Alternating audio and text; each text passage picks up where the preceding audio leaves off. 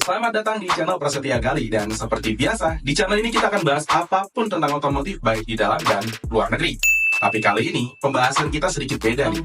Kita akan bahas cerita kecelakaan yang terjadi dini hari tadi, tepatnya pada tanggal 3 Desember 2023. Jam 2 pagi kecelakaannya.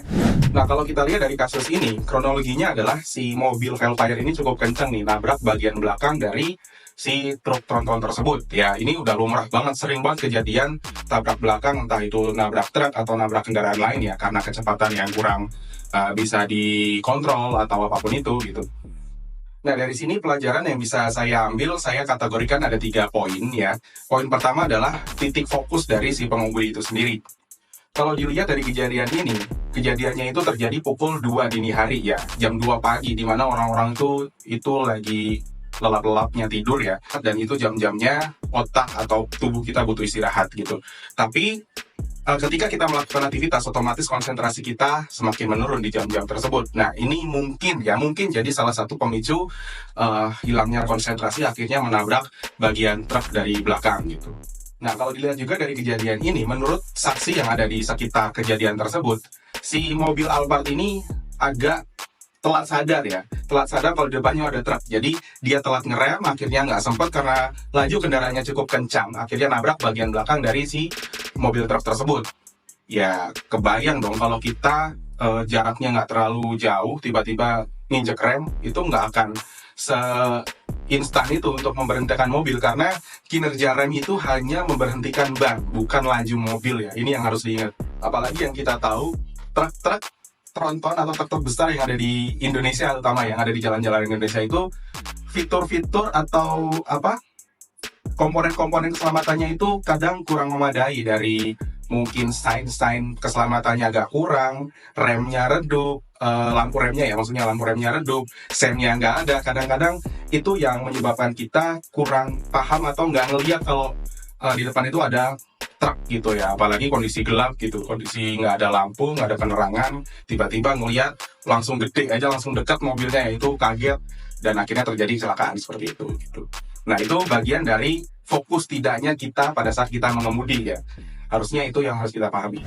Nah, yang kedua itu adalah knowledge atau pengetahuan kita terhadap karakter-karakter kendaraan yang ada di sekitar kita gitu ya. Kita ambil contoh aja, kita harus paham beberapa karakter kendaraan atau karakter si pengemudi kendaraan tersebut ketika ada di jalanan sekitar kita. Kita ambil contoh misalnya karakter pengemudi motor ya. Ini berdasarkan pengalaman saya pribadi ya, dan saya ngalamin sendiri, bukan jadi cerita orang. Saya beberapa kali diserempet atau ditabrak motor, bahkan dalam keadaan mobil diem di lampu merah segala macam. Itu saya mulai mempelajari kalau dalam keadaan macet, si motor ini kadang nyari jalan, nyelip segala macam, gimana pun caranya dan apapun caranya, itu dia cari jalan sesempit apapun gitu. Dan kadang-kadang tanpa mereka sadari, space-nya itu nggak cukup, dipaksa akhirnya nyerempet, akhirnya nabrak. Dan itu beberapa kali saya alami gitu ya. Nah, dari situ saya pelajari bahwa karakter pengemudi motor ini nggak bisa dikasih space, atau mungkin kalau misalnya sekalinya bisa dikasih space, harus dikasih space yang lebar. Makanya di sini saya mempelajari karakter pengguna motor. Saya akan menjaga jarak dari mobil depan atau mobil belakang, atau mungkin kalaupun saya nggak mau ngasih jarak, saya akan benar-benar matiin jaraknya supaya nggak ada motor yang bisa masuk lagi. Dan itu adalah salah satu pemahaman terkait dengan kita mempelajari karakter pengguna motor. Sama juga kita harus mempelajari karakter pengguna truk, apalagi truk-truk tronton nih. Karena yang kita tahu, si truk-truk tronton ini sering banget melakukan manuver tak terduga. Tiba-tiba dia langsung banting kanan, banting kiri dalam waktu yang sesingkat mungkin ya. Ya, meskipun kita juga harus tahu kalau itu tuh bukan tanpa dasar gitu ya, bukan tanpa alasan. Kadang si driver itu mau coba menghindari obstacle yang ada di depan, karena truk itu bodinya besar dan kadang bawa beban yang sangat berat. Nggak semudah kita bawa mobil kecil atau mobil MPV untuk memberhentikan mobil tersebut gitu loh. Bahkan 5 kali, 10 kali lebih susah untuk memberhentikan mobil tersebut dalam waktu yang singkat gitu.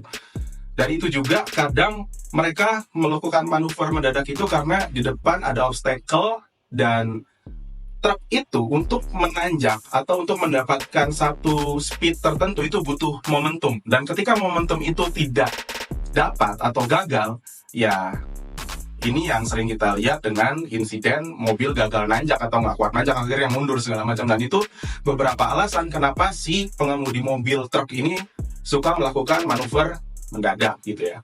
Dan itu yang saya pelajari dari karakter si pengemudi truk atau truk-truk tronton yang ada di jalanan Indonesia, terutama di Cipularang ya. Cipularang itu sering banget, dan Cipali itu sering banget ada truk-truk yang tiba-tiba suka manuver gitu. Kalau saya udah melihat ada truk di depan, udah otomatis saya akan jaga jarak sejauh mungkin, dan kalau saya akan melakukan overlapping atau nyalip gitu ya, saya akan melakukan atau ngasih dim yang benar-benar sampai dia tuh paham kalau ada mobil di belakang. Meskipun sampai pedes-pedes dah tuh mata ya. Jadi saya akan dim terus, dan habis itu baru deh dibabat gitu ya.